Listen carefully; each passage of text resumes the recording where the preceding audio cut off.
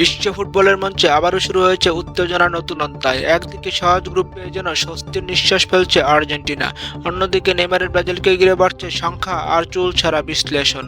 Football প্রেমীদের চোখ এখন দুই জায়ান্ট দলের দিকে, কার হাসি হবে শেষ পর্যন্ত সেটাই বড় প্রশ্ন।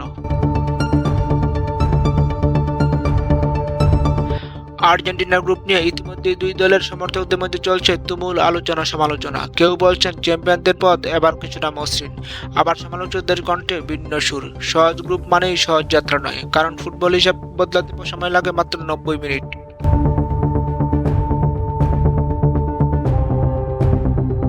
অন্যদিকে ব্রাজিল শিবিরে পরিস্থিতি যেন পুরো উল্টো। নেইমারকে ঘিরে প্রত্যাশা আকাশ ছোঁয়া, কিন্তু গ্রুপের কঠিন সমীকরণ বাড়াচ্ছে চাপ।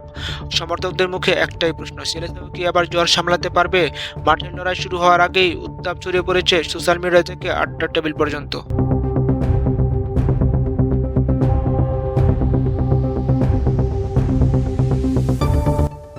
আর্জেন্টিনা ভক্তদের বিশ্বাস, যে দল চাপ সামলাতে জানে তার জন্য গ্রুপ বড় বিষয় নয়। তাদের দাবি দল এখন অভিজ্ঞতা আর আত্মবিশ্বাসে পরিপূর্ণ। তবে প্রতিপক্ষকে হালকাভাবে নেওয়ার সুযোগ নেই, কারণ ফুটবলের সবচেয়ে বড় শিক্ষা ছোট দলও বড় স্বপ্ন ভাঙতে পারে।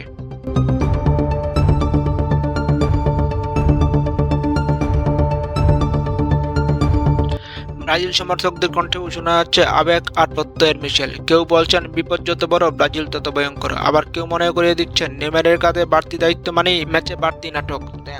তাই এখন চলছে কৌশল, সম্ভাবনা আর পারফরম্যান্স নিয়ে গভীর বিশ্লেষণ।